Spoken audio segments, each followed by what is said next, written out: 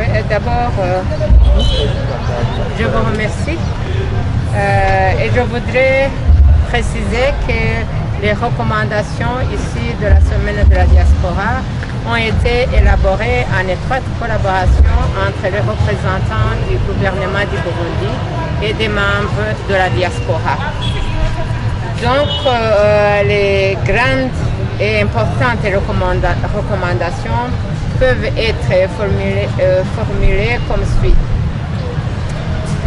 Au gouvernement, on demande à ce que le gouvernement puisse renforcer les bonnes relations entre la diaspora et lui-même à travers le ministère des Affaires étrangères.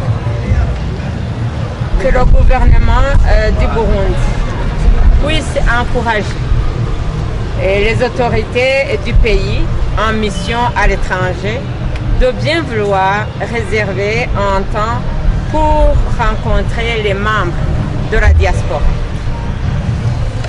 De prévoir une ligne budgétaire dans les ambassades pour que les relations entre les ambassades et les membres de la diaspora puissent être soignées et s'améliorer. Que le Burundi puisse faire et intensifier des contacts pour faire entrer la diaspora dans les réseaux financiers de BAD, de la BAD et de l'OIM. De créer un fonds d'appui au projet de la diaspora burundaise. Pour la diaspora, on voudrait encourager la diaspora pour qu'elle s'organise en fédération des associations, pour qu'elle se lève comme un seul homme et qu'elle puisse sélectionner des projets bancables et des projets qui entrent dans le plan national de développement pour combler les vides là où ça se sent nécessaire. Que la diaspora puisse ouvrir un compte, peu importe, mais peu importe là où elle va ouvrir son compte, et ce compte va recevoir des cotisations, des contributions des uns et des autres pour constituer une somme importante qu'ils vont utiliser pour mettre en œuvre les différents projets qu'ils vont proposer au pays. Et comme d'habitude, nous voudrions interpeller les Burundais de la diaspora d'être nos ambassadeurs partout où ils sont, qu'ils puissent reléguer le bon message de paix, d'unité nationale et qu'ils puissent démentir toutes certaines rumeurs qui sont répandues partout. Je vous remercie. Oui, dans les exposés, on a entendu certains Burundais vivant à l'étranger se lamenter comme quoi ils ont peur d'apporter leur argent pour effectuer des projets de développement au Burundi sous peur que leur argent peut être volé.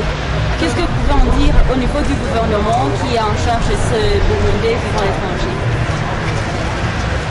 Bon, il est vrai, on ne peut pas tellement s'appesantir sur les dires des uns et des autres, parce que jusque-là, je n'ai pas encore eu écho d'un Burundais qui aurait investi au Burundi et qui aurait été spolié.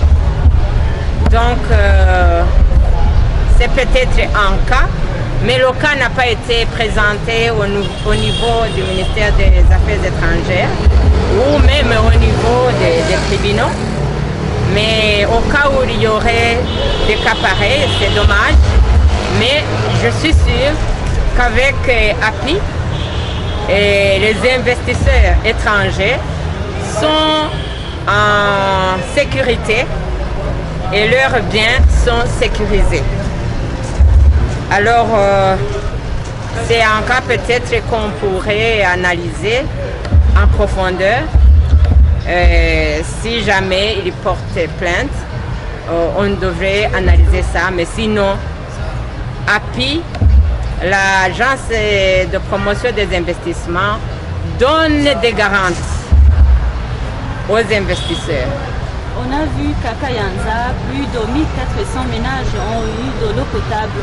Est-ce que le ministère des Affaires étrangères est prêt à accueillir, d'autres Burundais qui auraient notre ambition de bien aider au développement de notre pays, de leur pays? Bien sûr, c'est ce que nous appelons de nos voeux. Le ministère des Affaires étrangères interpelle les Burundais de la diaspora de venir contribuer au développement de notre chère patrie. Ils peuvent venir individuellement comme ils peuvent venir en association. Individuellement, c'est difficile d'avoir des fonds nécessaires pour réaliser un gros projet.